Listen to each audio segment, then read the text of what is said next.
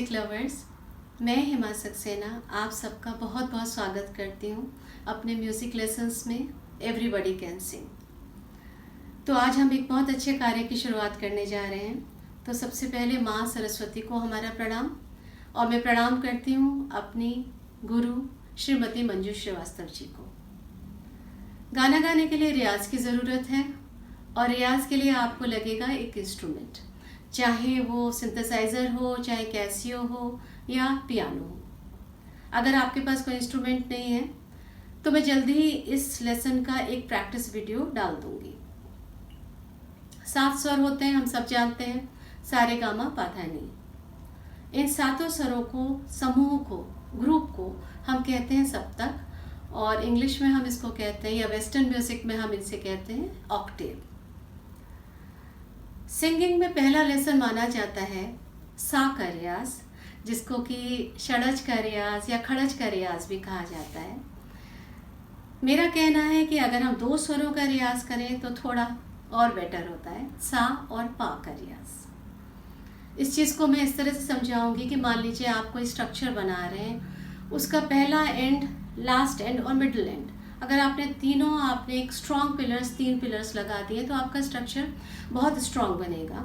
Similarly अगर सप्तक का पहला स्वर, बीच का स्वर और आखिरी स्वर, अगर आप हर रोज़ रियाज कर रहे हैं और बहुत स्ट्रॉन्ग आपने उनको तैयार करा है तो आपका फाउंडेशन बहुत अच्छा बनेगा। तीसरा एंड होगा पहले स्वर यानी कि सा का ही डबल, तो वो भी सा ही है। तो चलिए फिर शुरू करते हैं। तो सबसे पहले हम अपने इंस्ट्रूमेंट को समझ लेते हैं। कोई भी म्यूज़िकल इंस्ट्रूमेंट जिसमें कि कीबोर्ड का इस्तेमाल हो रहा है, वाइट एंड ब्लैक नोट्स का पैटर्न यही रहता है, नीचे वाइट ऊपर ब्लैक।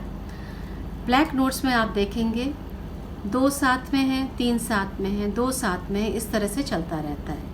तो जहाँ पे भी आपको 2 ब्लैक नोट साथ में दिखते हैं, जस्ट उससे पहले का जो वाइट नोट है ये होता है सा या सी। सा रे गा मा पा धा नी, और फिर सा आ गया। वेस्टर्न म्यूज़िक में हम इनको कहते हैं CDEFGABC।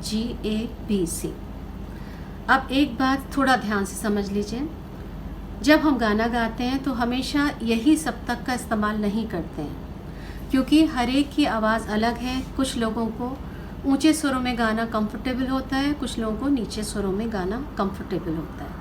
तो हम अपने सप्तक को अपनी आवाज़ के अनुसार शिफ्ट कर सकते हैं। अगर हमें नीचे गाना है तो हम इस तरफ शिफ्ट कर देंगे।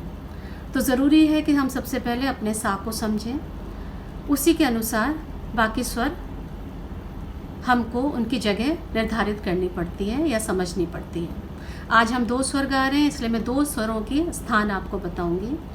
सा और पा हम गा रहे हैं। मान लीजिए हमने ये सा लिया, तो यहाँ से 8वां स्वर पा होगा।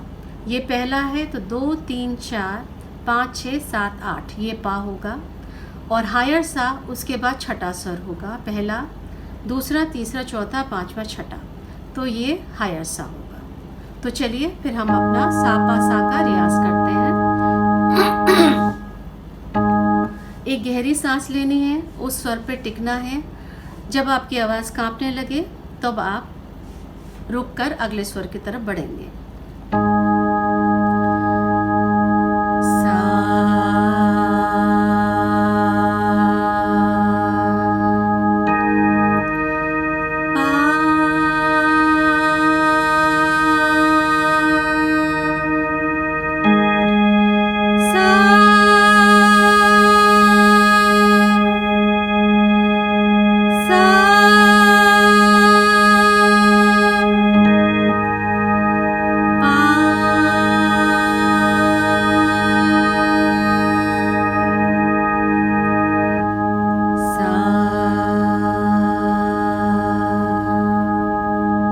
अब आप गाइए।